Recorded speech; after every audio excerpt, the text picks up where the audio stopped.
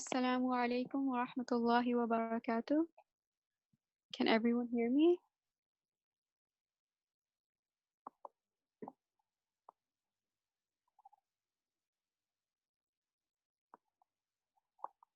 Okay, we will begin inshallah. أعوذ بالله من الشيطان الرجيم. بسم الله الرحمن الرحيم. رب اشرح لي صدري ويسر لي أمري واحلل عقدة من لساني يفقه قولي ربنا زدنا علما اللهم فقهنا في الدين آمين. How was everyone's weekend? Good, alhamdulillah. Did anyone do anything special? Anything different? Anything you'd like to share?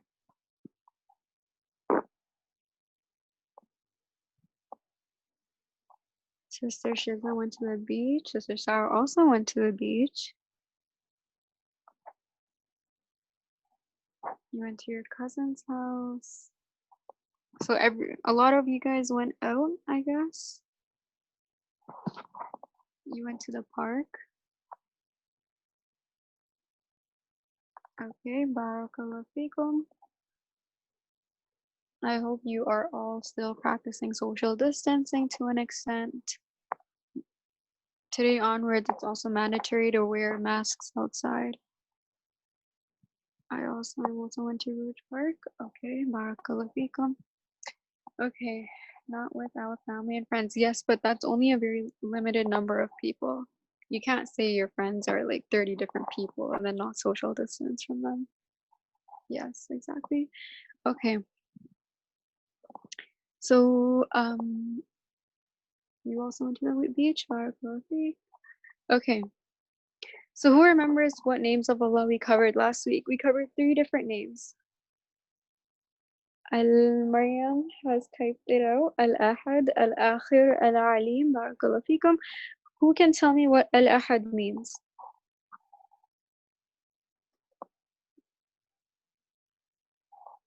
Al-Ahad does not mean the first. The first is Al-Awwal, but we have not covered that yet.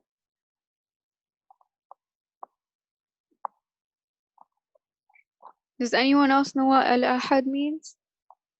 Remember, we read it in a very small surah, Surah Al-Ikhlas, قُلْ هُوَ اللَّهُ أَحَدٌ. It's not the last. The last is Al-Akhir. Yes, exactly, the one. Barakallahu fikum. Al-Ahad means the one, and like I just said right now, Al-Akhir means the last. What does Al-Alim mean? The all-knowing. Okay, barakallahu fikum. That is correct.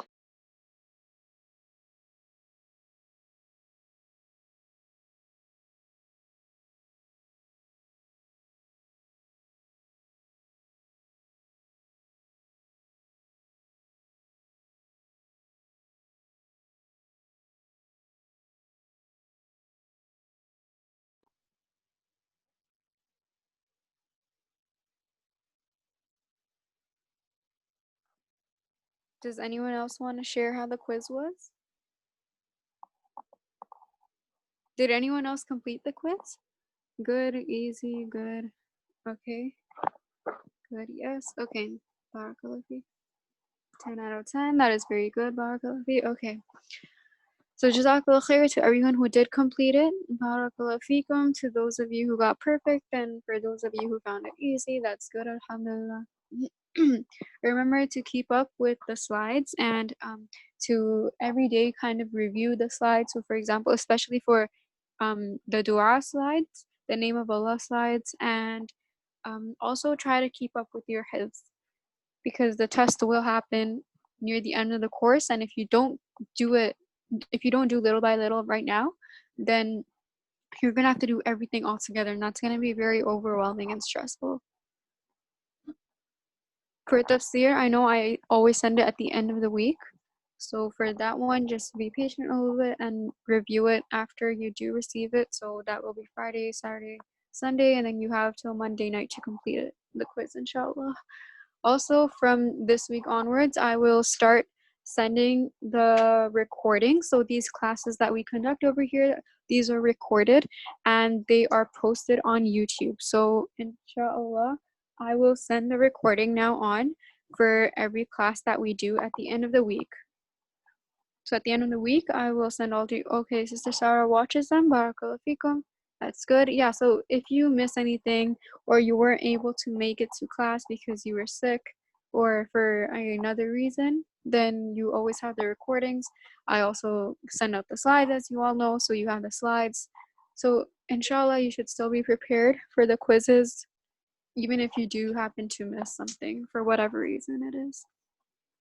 Okay, does anyone have any questions from last week? Anything on the material that we've covered so far in this course? Anything about the quizzes? No, alhamdulillah. Okay, can you please send a slide of all the homework? Okay, so is the homework for that day, or do you want the homework for everything we've done so far in the course? So every day, do you want me to send a list of what the homework is for that day? Yes, okay, inshallah, I will start doing that today onwards, if that is helpful. The homework is usually just the dua slides that I send, so it would be to memorize the dua, it would be to know the meaning of the name of Allah. So for example, if the name we covered was Al-Akhir, you would be expected to know that Al-Akhir means the last. And the dua that we covered for that one, you would also be expected to memorize that later on, inshallah. But I will also clarify which du'as specifically that will be on the test. Again, you should try to memorize all the du'as that you can so that it will be easier for you later on. But later on, near the end of the course, I will only pick some of the du'as because there are a lot of that we're going to end up covering. So I'm only going to pick some of them and I will send a list of which du'as they are, and then those will be on the test specifically. But also for your own personal benefit, do memorize all the du'as, and inshallah, if you do start memorizing all of them right now, it will be easier for you later on. That is for Asma al-Husna. For tafsir, it's the homework. It's kind of just to go over the slides and what we covered in class. Any lessons that you take from it. For hifz, it is to memorize the ayahs that we covered. And for the dua session at the end, the morning and evening azkar, it is to memorize the duas that we also covered for that one. Sister Hamna, that is actually a great idea. So I will start sending a list of all the homework we have for that specific day, if that is helpful for you guys.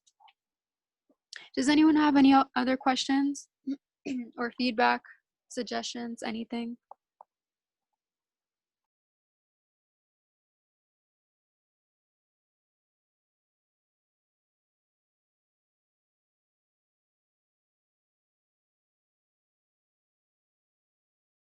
Okay, Jazakallah khair, Barakallahu feekum.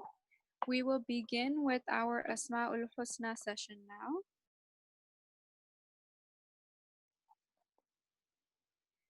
now. I will share my screen with you. And today we will be covering the name Al-Ali.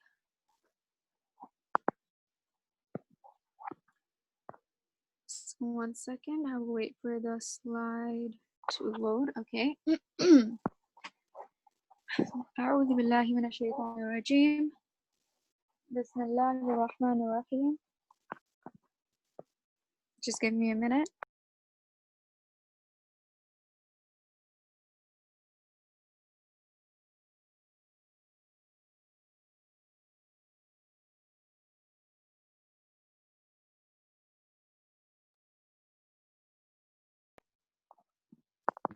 Okay. Bismillah. So the name Al-Ali. Al-Ali means the Most High. And we see an example of this in the Quran, Surah number 42, ayah number 4. To him belongs whatever is in the heavens and whatever is in the earth, and he is the Most High, the Most Great. And we see that the two names at the end, and he is the Most High, the Most Great. So the Most High is the one we will be covering right now, Al-Ali, the Most Great. Who remembers what the Most Great is? We have covered this name before. Who remembers the Arabic word for the Most Great? And then I will recite the Quran ayah in Arabic just to clarify and show you what it means. Al-Azim. That is correct. Barakallahu feekum. So the Most Great means Al-Azim. الرجيم. I will now recite this verse in Arabic. So أعوذ بالله من الشيطان الرجيم. بسم الله الرحمن الرحيم.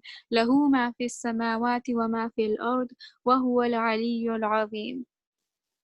To him belongs whatever is in the heavens and whatever is in the earth, and he is the most high, the most great. So what do we learn from this? We learn that from this specific verse, we learn that everything belongs to Allah, whether it's in the heavens and it's in the earth. So even if it's on Earth, even if it's outside of Earth, so that could be different planets, different astronomical beings, so stars, the sun, the moon, other astronomical beings that we have not yet discovered, because we know that there are millions of galaxies, and we have no idea about half of them.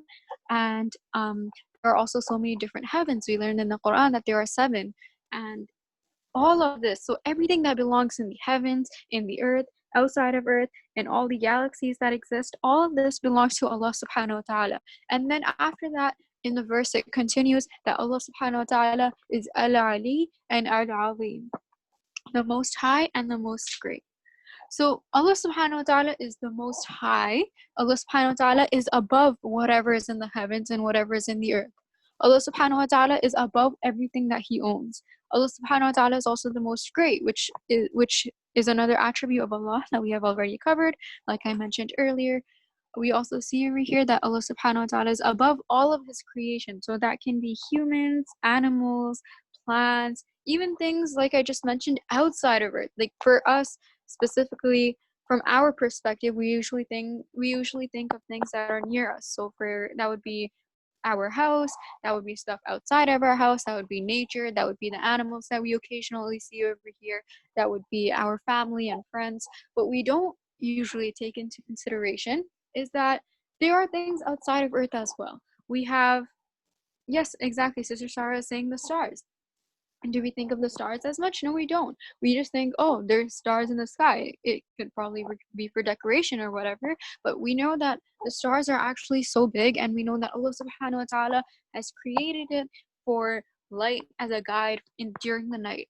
And we see that Allah subhanahu wa ta'ala has created so much, and he is above all of this. We can never even imagine how high the clouds are, how high the stars are. And Allah subhanahu wa ta'ala is above all of this, above all, like it's not even close. You can't even compare it. It's Allah subhanahu wa ta'ala is above all of his creation, whether that be the heavens, the earth, or anything else as well.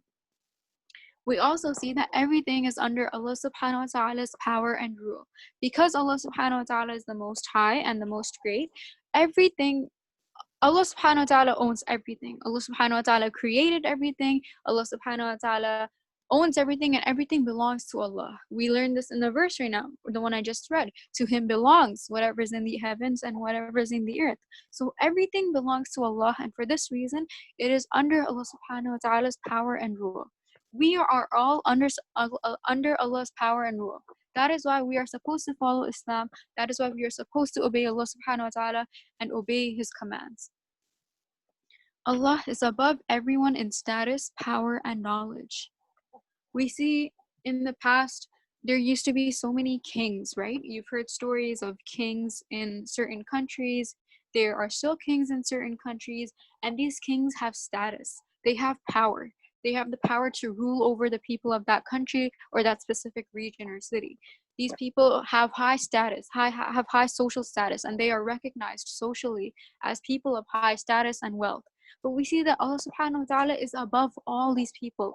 Allah subhanahu wa ta'ala is above all the kings of this world. Allah is the king of all kings. And Allah subhanahu wa ta'ala is also above everyone in knowledge. We see so many scholars, we see so many professors and knowledgeable people that are writing daily reports, that are making daily discoveries, that are trying to find, for example, trying to find a cure for COVID-19. We see all of this, all these knowledgeable people doing all these different things, trying to make discoveries, trying to do something new with their knowledge, trying to make something out of their knowledge. But we see that Allah subhanahu wa ta'ala already knows. Allah subhanahu wa ta'ala already knows a cure for COVID-19. Allah subhanahu wa ta'ala already knew COVID-19 was going to happen before anyone had the idea it was going to happen. Allah subhanahu wa ta'ala knows what's going to happen next year. Only Allah subhanahu wa ta'ala knows when COVID-19 is going to stop. Only Allah subhanahu wa ta'ala knows about everything. Allah is above everyone in status. Almost every day in the news, we see predictions about COVID-19. Now the government's going to do this. Now this is going to happen. This is when it's predicted to end. This is when schools are predicted to open. All of that. But these are all predictions. They are guesses. They are guesses based on the very limited human brain that we have. But Allah subhanahu wa ta'ala already knows. Allah already knows when schools are going to open. Allah already knows when when when society is going to return back to normal, when COVID-19 is going to end, when people are going to start recovering again, because Allah subhanahu wa ta'ala is above all these people in knowledge. Next, we see Allah subhanahu wa ta'ala's highness and greatness shows that He is free from any faults. We know that Allah subhanahu wa ta'ala is absolutely perfect. There is not a single fault or a single flaw or anything wrong with Allah subhanahu wa ta'ala. Correct? We know that Allah subhanahu wa ta'ala is perfect and nothing can ever come close to that. We know that Allah subhanahu wa ta'ala is the most high. We know that He is the most great, and we know He is free from any wrong, free from any faults. There is nothing wrong with Allah. You can't find a single imperfection or a single flaw in Allah subhanahu wa ta'ala. Moving on to our application section, we see that now that we know that Allah is the most high, we should fill our hearts with awe, wonder, humility, and submission. Who has been on a plane ride before? Who has traveled to another country and been on a plane? Okay, many of you are saying me. So, barakallahu feekum, many of you have gone and you have experienced a plane ride, correct? So, aren't you amazed when you're on the plane and you look outside the window? Aren't you amazed at how the clouds are, how beautiful the sky is, the different colors of the sky, when the plane is within the clouds and all you see is white, fluffy clouds? Doesn't it fill your heart with awe and wonder and beauty? Aren't you amazed at how beautiful Allah subhanahu wa ta'ala's creation is? Right? So, and aren't you amazed at the fact that a man-made vehicle can go this fast and can travel at such enormous speed? So we see that this is all man-made. That plane is man-made. The power of that plane for traveling so fast, for going so high, that is man-made. So if humans can do this with of course with Allah subhanahu wa ta'ala's permission, if humans can do this, imagine everything that Allah subhanahu wa ta'ala can do. We know that Allah subhanahu wa ta'ala can do everything and anything. Allah subhanahu wa ta'ala is the one who created those clouds. Allah subhanahu wa ta'ala is the one who made the sky so many different colors at different times of the day. In the morning when we wake up, the sunrise, the sky will be pink, it will be partly orange, it will be partly purple at times. And then when we see the sunset, the sky will be partly orange, it will be partly yellow, it will be partly red. There are so many different beautiful colors painted across the sky, and this is all done by Allah subhanahu wa ta'ala alone. Allah subhanahu wa ta'ala has done so much, and we are amazed by this. Our hearts should be filled with awe, wonder, amazement. And after this amazement, we should humble ourselves. We should submit ourselves to Allah subhanahu wa ta'ala, because we understand that Allah subhanahu wa ta'ala can do all of this. We should be grateful to Allah. We should appreciate everything and all the blessings Allah subhanahu wa ta'ala has bestowed upon us. We should submit to Allah and obey Him and answer Him, pray to Him and worship Him, and fulfill our purpose in this world. Sister Sarah is saying that you can't even imagine what He can do, and that is so true. You can never imagine what Allah subhanahu wa ta'ala can do. Who knows the story of Musa alayhi salam and the sea when it split? Who knows the story about that? So for those of you who don't know, Musa alayhi salam was being chased by disbelievers, and him and the very little amount of believers there were, believers there were at the time, though they were running away from the disbelievers, and the disbelievers were behind them. And then they ran and ran and ran, and they got to a point where there was a sea, and they couldn't go in the sea because they would all drown. So then what if they just stood there, the disbelievers would catch up and they would kill them, right? But we see that Allah subhanahu wa ta'ala split the sea in half, and there was a path between the sea. And Musa alayhi salam and his people walked on that path and got to the other side. But when the disbelievers were walking on that path and following them, the sea became together again, and all the disbelievers drowned. We see Allah subhanahu wa ta'ala's power. We don't, who would have expected that to happen? Imagine you're standing trying to run, but you can't because you know you're gonna drown, and there are people chasing you to kill you. And then Allah subhanahu wa ta'ala performs a miracle like this. It is, you would never expect it to happen. You can't even imagine it happening, but then it happens because Allah subhanahu wa ta'ala can do anything. Allah subhanahu wa ta'ala can do anything and everything, and we should never ever underestimate Allah subhanahu wa ta'ala's power. This is how we know Allah is the most high and the most great. We should all humble ourselves before Allah subhanahu wa ta'ala. Okay, we will be moving on to our supplication section, and I think many of you do know this dua already because it is a dua from the Quran, and it is something that I'm sure many of us have been taught from before. Yes, Allah subhanahu wa ta'ala can do everything and anything as well. So who knows Ayatul Kursi already? Ayatul Kursi is the greatest verse in the Quran. It is in Surah Al-Baqarah, and it glorifies Allah. Me. Okay, I see a lot of people know this already, so that is very, very good. Barakallah. Cite this dua quickly. You don't have to repeat after me because I see a lot of you already know it. So I will just recite it and read the meaning, and then inshallah I will ask if you guys have questions, and then we will move on to our next session after that.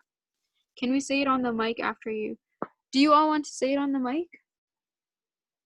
Does anyone want to volunteer to say it on the mic after me? Okay. So I will say it first, and then I will get maybe 2 or 3 people to say it on the mic after I am done, inshallah.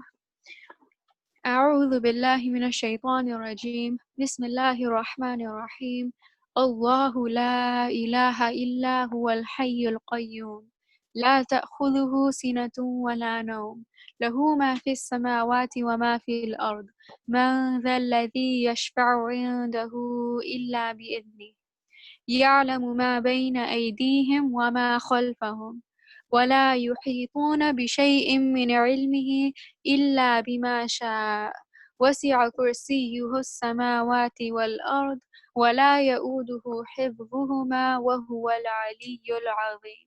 And we see the end, Ali al-Azim again. The Most High, the Most Great. Allah, there is no deity except Him, the ever-living, the sustainer of all existence. Neither drowsiness overtakes Him, nor sleep. To Him belongs whatever is in the heavens and whatever is on the earth. Who is it that can intercede with Him except by His permission? He knows what is presently before them and what will be after them, and they encompass not a thing of His knowledge except for what He wills. His kursi extends over the heavens and the earth, and their preservation tires Him not. And He is the Most High, the Most Great.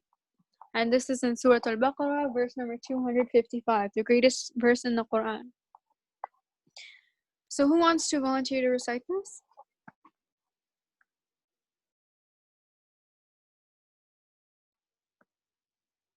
Okay, so Sister Sarah, Ifra.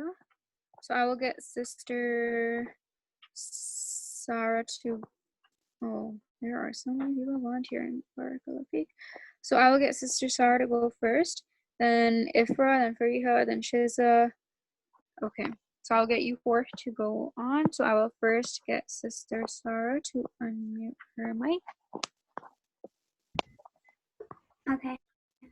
أعوذ بالله من الشيطان الرجيم بسم الله الرحمن الرحيم الله لا إله إلا هو الحي القيوم لا تأخذه سنة ولا نوم له ما في السماوات وما في الأرض من ذا الذي يشفع عنده إلا بإذنه يعلم ما بين أيديهم وما خلفهم ولا يحيطون بشيء من علمه إلا بما شاء وسع كرسيه السماوات والأرض ولا يؤوده حفظهما وهو العلي العظيم.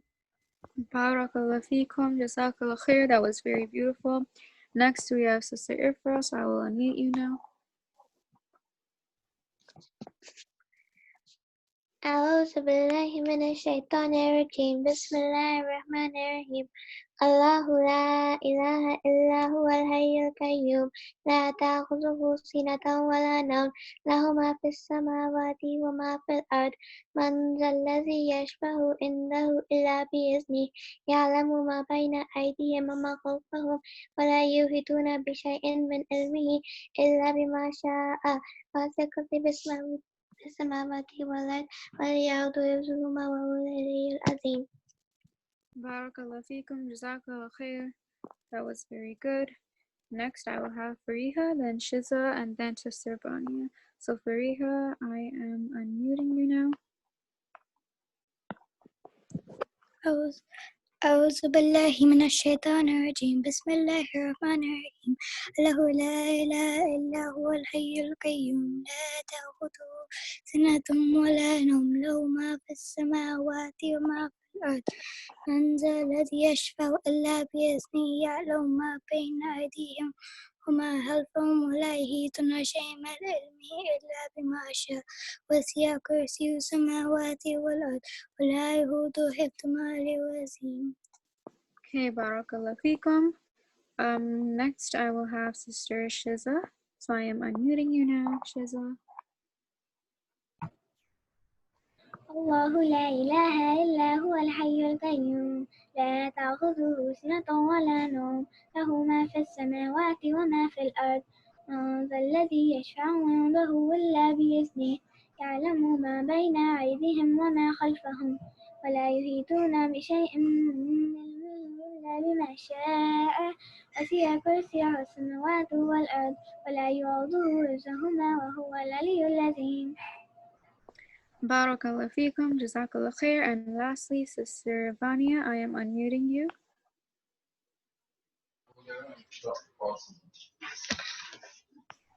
Okay, wait, sorry, let me just... It's okay, take your time. الله لا إله إلا هو الحي القيوم لا تأخذه سنة ولا نوم له ما في السماوات وما في الأرض من ذا الذي يشفع عنده إلا بإذنه يعلم ما بين أيديهم وما خلفهم ولا يحيطون بشيء من علمه إلا بما شاء وسع كرسيه السماوات والأرض ولا يؤوده حفظهما وهو العلي العظيم. Jazakallah khair, Barakallah fikum. You all did very, very good. Barakallah fi. I'm impressed. I'm happy. I'm proud of you all. Barakallah fikum. Jazakallah khair. We will move on to our next session, and that will be our tafsir. So, what surah did we finish last week? Quickly. What surah did we complete last week? Surah Al-Alaq, that is correct.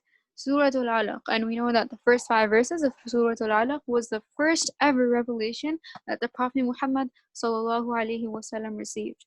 That is how he became a prophet. After he received that revelation, that is when he reached prophethood. And the rest of Surah Al-Alaq was revealed when Abu Jahl stopped the Prophet Muhammad ﷺ praying openly at Masjid al-Haram. Right? Does everyone remember that?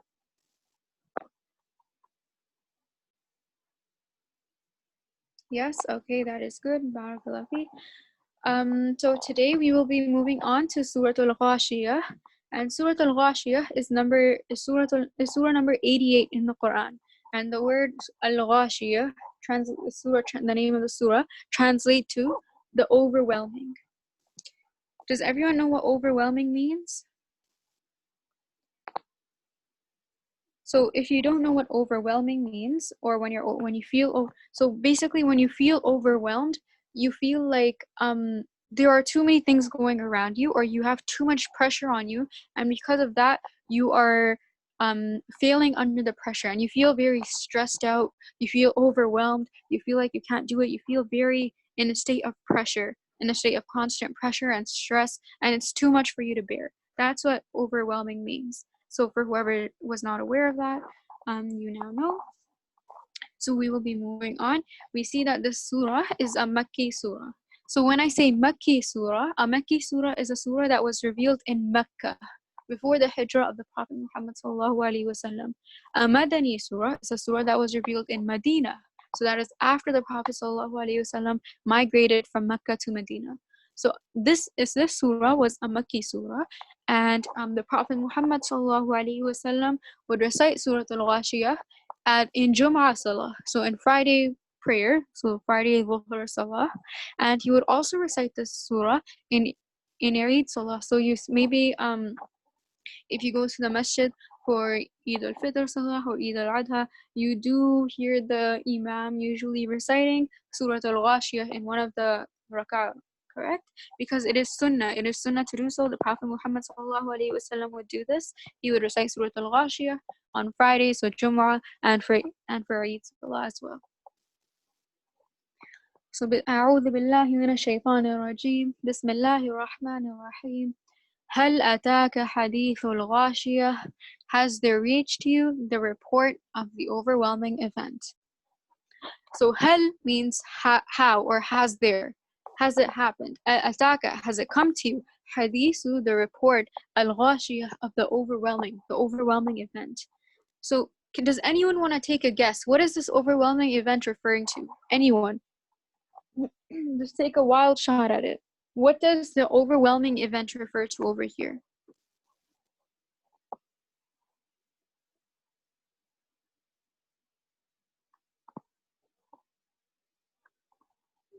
A war? Oh, that's actually a good guess, to be honest. I never thought of it that way, but that is true. A war is very overwhelming. It's something you can't bear.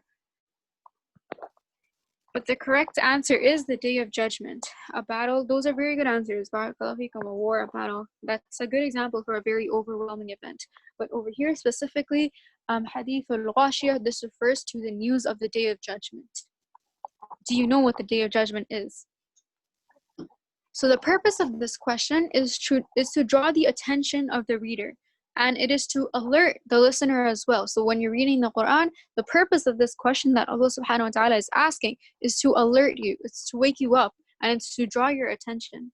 And Allah subhanahu wa ta'ala is saying that you have now been informed about this event, this overwhelming event. You are going to be informed about it right now. This news is going to reach you. You may not have known about it before, but now you are aware. Have you heard about this? Well, if you haven't, now you have. That's basically what's happening over here. The word ghashiyah, the Arabic word ghashiyah, means something that which overcomes or overwhelms or becomes manifest and apparent.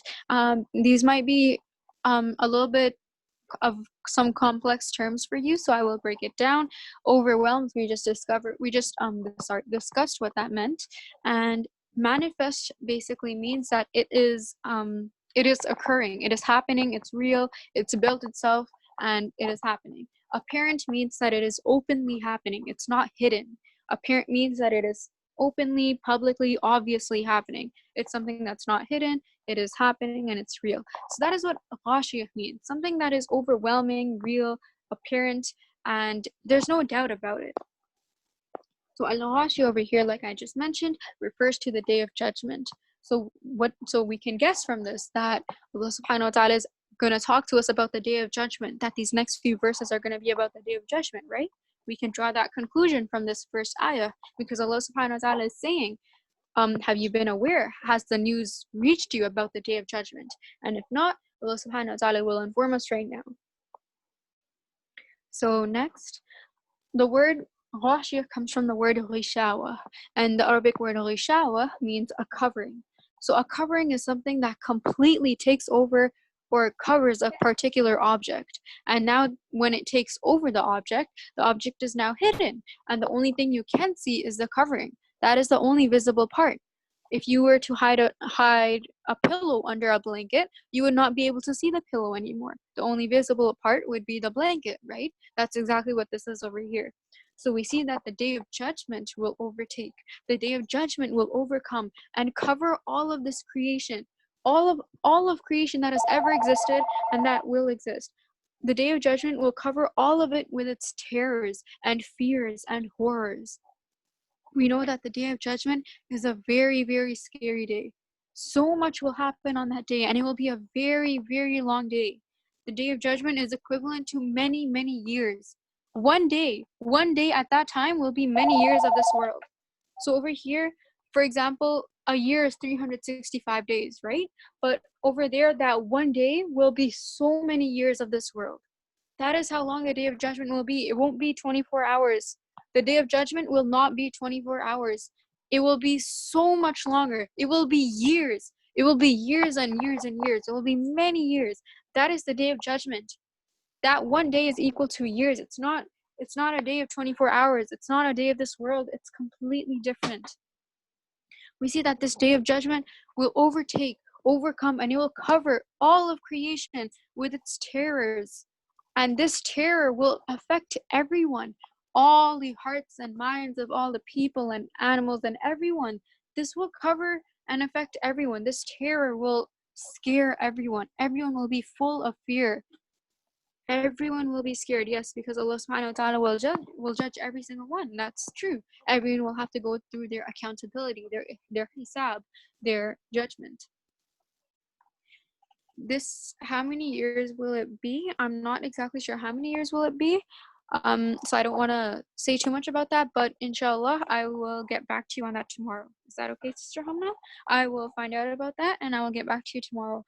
I am guessing from what I remember, it is 40 years, but don't take my word for that. Again, that's what I remember, but I will double check and get back to you tomorrow, inshallah, and let you know. But again, it is a lot of years. So we see that this day of judgment is a day that will be very well known. It will be manifested and it will be apparent. It will be open, like everyone will know about it. It will be something that is very obvious. It won't be something that is hidden. It will be something that is well known around. It will be something that it will happen for sure. It is not a day that will be hidden or kept in secret. Moving on to verse number 2.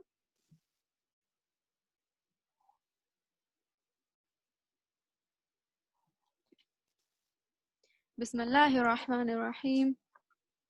Wujuhu yawma'idhin khashi'ah.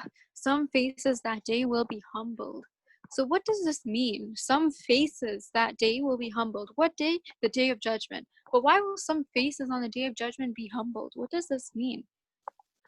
So we see that by faces, Allah subhanahu wa ta'ala is referring to the people themselves. So people will be humbled on that day.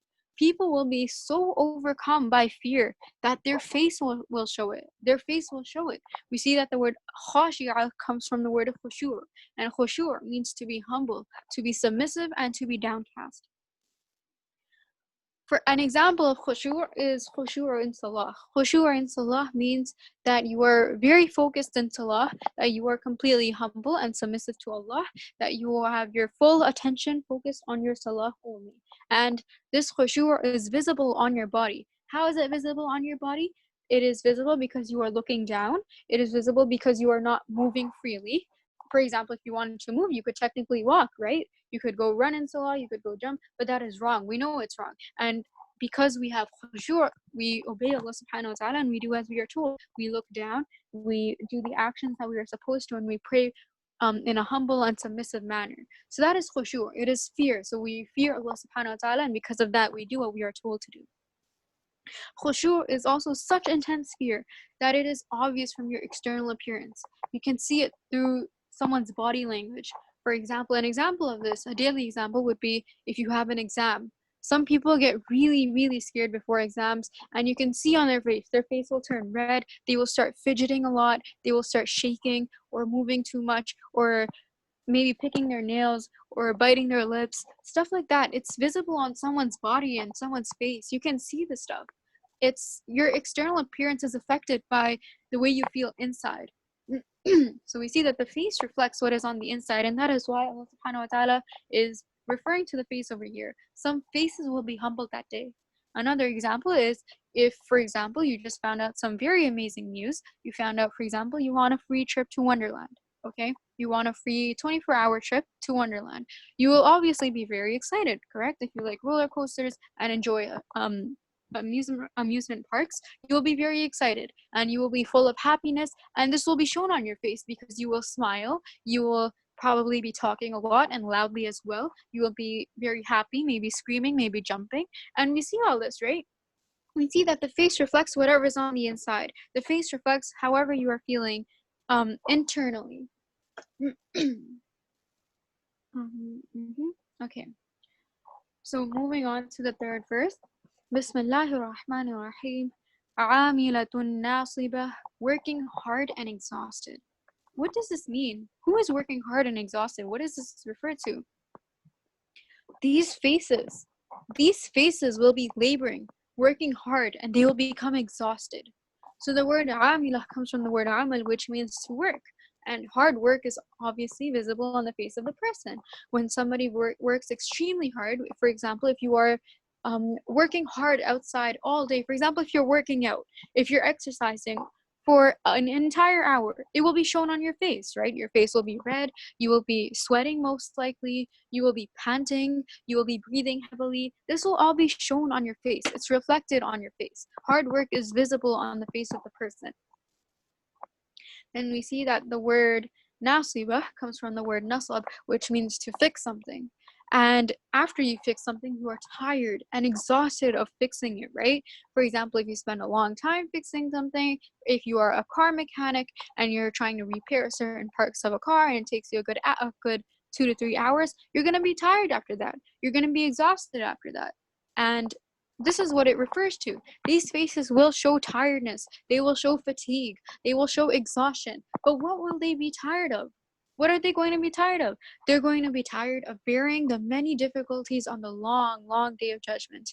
We know that it is a long number of years. I will get back to you tomorrow, inshallah, for exactly how many years it is, but we know that it is a large amount of years. And bearing these many difficulties on that day will be very tough. It will tire people, it will cause exhaustion in people. People will be very fatigued. We know that on the day of judgment, the sun will be lowered. It will be lowered till it's right above us. The sun, the very, very hot sun will be right above us. We will almost be melting. It will be very hot. It will be very tiring. It will be very exhausting. It will be very long. It will be full of fatigue. Everyone will be fatigued and exhausted and tired. This is the day of judgment. It is a day of difficulties. It is not easy. People think that I will just say this on the day of judgment. I'll make this excuse on the day of judgment. I'll get out of it. But no, that's not going to happen. The day of judgment is a day of terror. It is a day of fear. It is something to be scared about. It is something that should make you remember Allah subhanahu wa ta'ala, and something that should make you want to do good, so that you are prepared for the day of judgment, so that you don't have to worry as much as that maybe the disbelievers have to worry. This includes the duration of the day, so how long the day will be, and the punishment that will befall on people before they even go to hell. Some people will be punished before they go to hell. Some disbelievers will be punished before they even go to hell. That is how severe this day is. The punishment of the hereafter is so severe that it will never allow the person to get any sort of rest, relief, or comfort. You will not get any breaks on the day of judgment. You can't say, I need a break from this, and you can't go run and hide. That will not happen. You can't go lay down for 10 minutes. That can't happen. You can't take a break. It's a day where everyone has to face it. It is a very overwhelming day. It is a day full of tiredness and fatigue and exhaustion, but we all have to face it. Another explanation of this is that another explanation that the scholars have said for this ayah is that they will be fatigued by working in the dunya. This refers to disbelievers. This part refers to the disbelievers and those who have not obeyed properly only. That they will be fatigued from working in the dunya. They will be fatigued from doing whatever they want in the dunya, because they don't worship Allah. They don't spend their time obeying Allah subhanahu wa ta'ala. They just do whatever they want. They live their life freely, and they live their life according to their own desires. They live their life according to what shaitan wants them to do. These people will be exhausted and tired by doing all this in the dunya, and then after that they will find out that their deeds were rendered useless, that there is no point in the good they did. We see many disbelievers giving in charity, right? Disbelievers also give in charity. It's not only Muslims who give in charity. Many non-Muslims donate. Many non-Muslims help other people. Many non-Muslims go to shelter homes and help others. Go to people who are sick and visit them. Many non-Muslims do some deeds like this. These are good deeds, right? And many people who are not Muslims do them. But after, on the day of judgment, they will find out that all of these good deeds were useless because they did not obey Allah subhanahu wa ta'ala. All these deeds will be useless. Imagine working on an essay. Imagine working on a very long essay, for example, a 10-20 page essay, and then you find out that the teacher had cancelled it. Would you not feel even more mentally tired? You already worked so hard. You are exhausted from working on it. Then when you come to hand it in, you're not even supposed to hand it in. You will be more upset. You will be angry. You will feel even more tired. You will feel like you just did something useless because you did do something useless. Similarly, all these deeds will be useless for them. It won't be of any benefit for them. This won't help them in any way. They are doomed. If you don't believe in Allah, you are doomed on the day of judgment. So they will be even more exhausted and tired as a result of this. This will only add on to their tiredness and to their fatigue. For those of you who are asking, what about the good people? Does this happen to them too? Some things are going to happen to everybody. For example, the day of judgment will be very long for everyone. The day of judgment, the heat will come for everyone. Everyone will feel hot. On the day of judgment, we also learned that on the day of judgment, everyone will be naked. No one will be wearing clothes. That is the day of judgment. It is a very different day. Everyone, even believers, non-believers, the prophets, normal humans, the wives of the prophets, everyone will be naked on that day. But there's a hadith that the Prophet ﷺ was saying this, and I'm not sure if it was Aisha, but from what I remember, Aisha, the wife of the Prophet, she asked, but will people not be looking at each other? Will people not be staring at other people's private parts? And the Prophet ﷺ said, no one will be doing that because everyone will be so worried about themselves. Everyone will be so scared and so full of fear and feel so overwhelmed and powerless and helpless, and they will be so worried about their deeds and their fate and their outcome. They will be so worried about Jannah and Jahannam and where they are going to land. They will be so worried about that they won't look at anyone. Nothing will distract these people. Everyone will be focused on themselves. We learned that on the day of judgment, mothers will run away from their daughters. Daughters will not recognize their fathers. Siblings will not know each other anymore. Everyone will leave each other. No one's going to be helping each other. Daughters are going to run to their mothers and ask for some good deeds. Their mothers are going to completely ignore them, throw them, completely run away. This is the day of judgment. All blood ties in this world will be lost on that day. On that day, your mother won't help you. Your father won't help you. Your daughter you can't help your own daughter. You can't help your own siblings. You can't help your grandparents. None of this will happen. It is a day where everyone will be selfish. It is a day where everyone will be worrying about themselves only. It is a very, very different day. It's nothing like this world. It's nothing that we can imagine. Moving on to verse number 4. Bismillahir Rahmanir Rahim.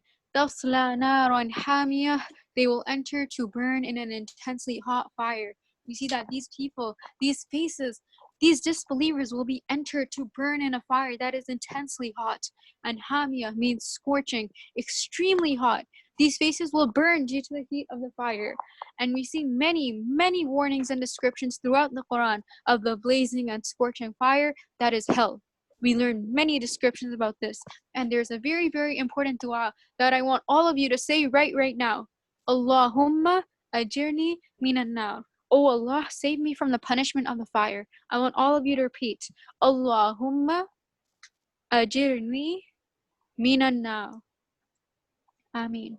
This dua means, oh Allah, save me from the punishment of the fire. So whenever you do read about the fire in the Quran, whenever you do read about situations like this, situations that are scary and full of fear, the day of judgment, the hisab that will happen on that day, the outcome, which will either be Jahannam or Jannah, and inshallah, we will all go to Jannah, but we must say, Allahumma ajirni minan nar. Oh Allah, save me from the punishment of the fire. Moving on to the last verse that we will cover today. Bismillahir Rahmanir Rahim. Tusqa min aynin aniyah. They will be given drink from a boiling spring. When you are tired and exhausted and you've worked for so long, you are thirsty, right?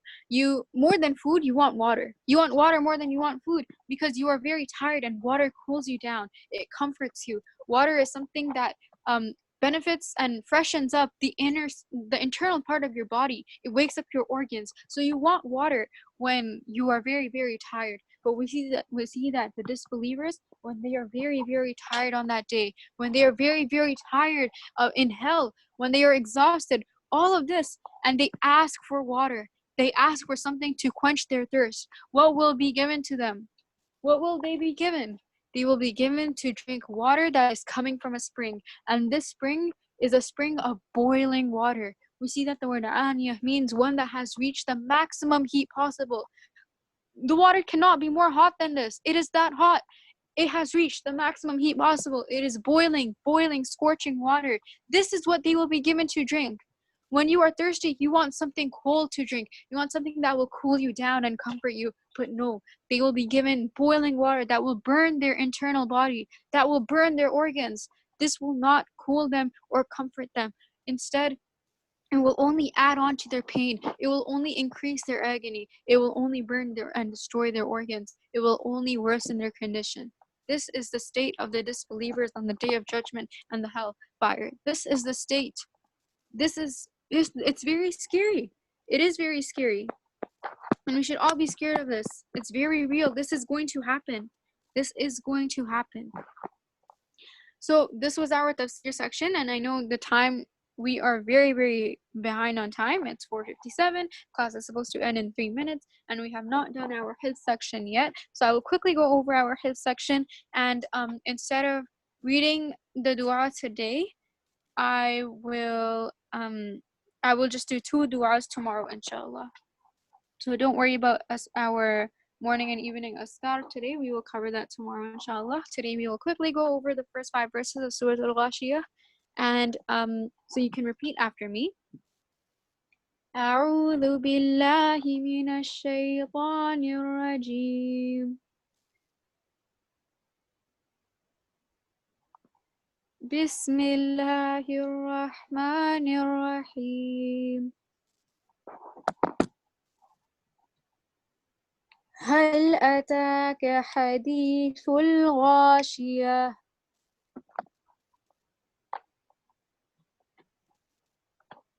هل أتاك حديث الغاشية. وجوه يومئذ خاشعة. وجوه يومئذ خاشعة. عاملة ناصبة.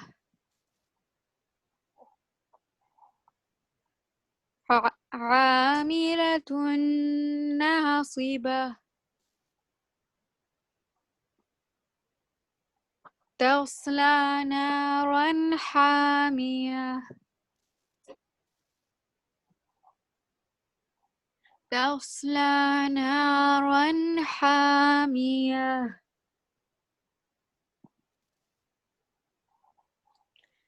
تسقى من عين آنية.